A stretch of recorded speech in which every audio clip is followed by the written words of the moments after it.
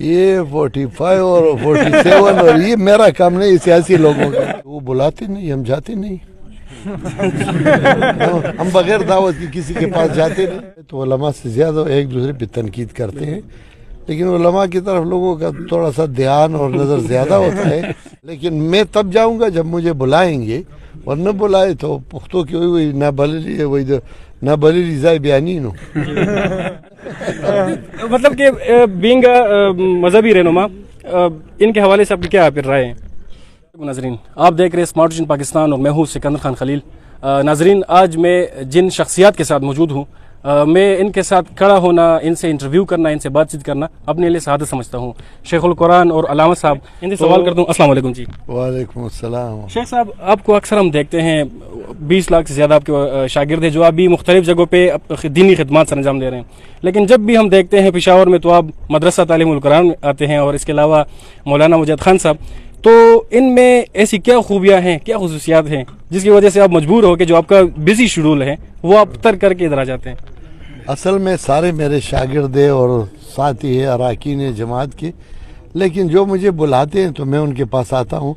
तो मौलाना मुजाहिद खान में एक खसूसियत है कि अक्सर प्रोग्रामें बनाते हैं और हमें दावत देते हैं, तो हम आते हैं इनके पास। मदरसा तालीमुल कुरान के हवाले से, मदरसा तालीम कुरान में तो बड़े अच्छे अंदाज में काम हो रहा है, हम इससे बड़े मुतमईन हैं, इसी वजह से हम इधर हमेशा आते हैं और इनको दाद देते हैं, तसल्ली देते हैं। शेख साहब, अगर हम देखें तो सोशल मीडिया पे जो आजकल उलमा कर रहे हैं, हालांकि उलमा का या आलिम का सोसाइटी में बहुत बड़ा अहम रोल है, लेकिन वो जिस तरीके से एक दूसरे के ऊपर बेजा लानतान या बेजा जो क्रिटिसिज्म करते हैं, उसकी वजह से अवाम का इनके ऊपर एतमाद ख़त्म हो रहा है या शायद कम हो रहे हैं, उन उलमा के लिए आपका क्या पैगाम है? मेरे ख्याल में सिर्फ उलमा नहीं है, अगर सियासी लोगों को देखा जाए तो उलमा से ज़्यादा एक दूसरे पे तनकीद करते हैं, लेकिन उलमा की तरफ लोगों का थोड़ा सा ध्यान और नज़र ज़्यादा होता है।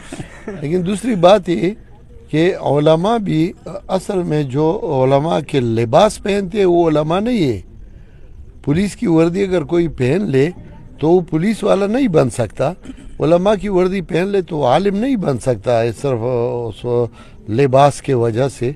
आलिम हुए जो कुरान और सुन्नत पे अमल करने वाला हो, जो कुरान और सुन्नत के उलूम को फैलाने वाला हो, जो लोगों को खैर पहुंचाने वाला हो, और ये बहुत कम है। जी जी।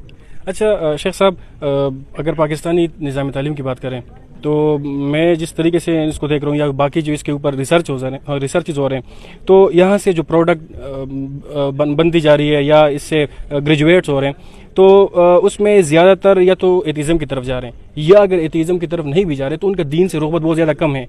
तो क्या आप पाकिस्तानी निज़ाम तालीम से मुतमईन हैं, या अगर मुतमईन नहीं है तो क्या आपके इसके हवाले से कोई पैगाम वगैरह?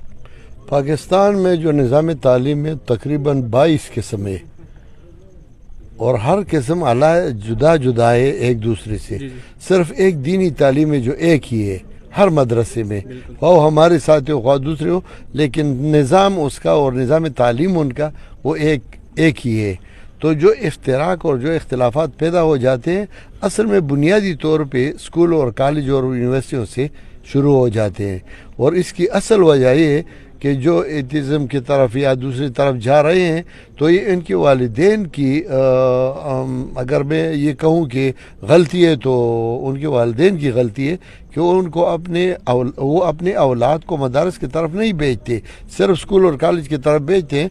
ठीक है, हम उसकी भी मुखालिफ नहीं है, वो दुनियावी ज़रूरियात पूरा करना चाहिए, लेकिन दीन की उलूम की तरगीब और दीन की तरफ उनका रुझान पैदा करना ही भी वालिदैन की जिम्मेदारी है, और अपने बच्चों के मुस्तकबल को संवारना है। और वैसे शेख साहब, इस सवाल से जुड़ा एक और मेरा सवाल है कि हम अक्सर आपको मदारिस में देखते हैं, ज़्यादातर आप मदारिस जाते हैं, तो यूनिवर्सिटी में भी तो आपके बच्चे पढ़ते हैं, आपको हम यूनिवर्सिटियों में या कॉलेजेस में कम देखा जाता है। आपको क्या वजूहात है, या वो इदारा आपको नहीं बुलाता, या आप क्या इसमें क्या कोई खलल है?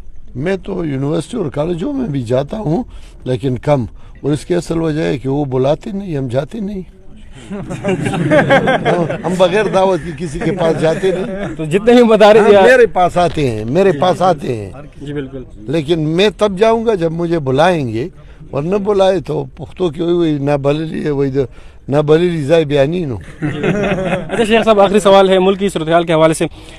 جماعت کی بات کریں اگر آپ کی تو اشاعت توحید و سنہ کا ایک بڑا نام ہے اور کافی زیادہ ایک تاریخ ہے ان کی.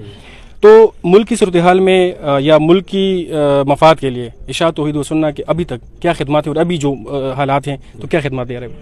ملک ایک سٹرکچر اگر آپ بناتے ہیں, ایک گھر بناتے ہیں, تو اس کی بنیاد اصل ہونی چاہیے. اگر بنیاد صحیح نہ ہو تو کبھی وہ سٹرکچر صحیح طریقے سے نہیں بن سکتا.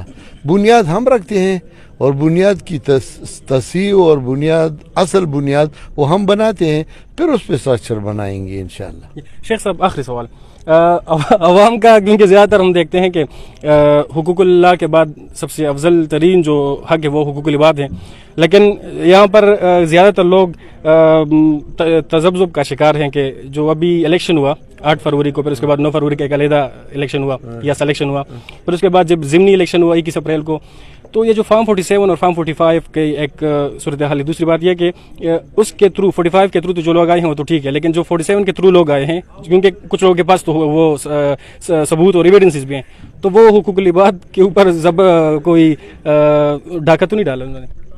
یہ 45 اور 47 اور یہ میرا کام نہیں, سیاسی لوگوں کا کام ہے. مطلب کہ بینگ مذہبی رہنما, ان کے حوالے سے آپ کی کیا پھر رائے ہیں؟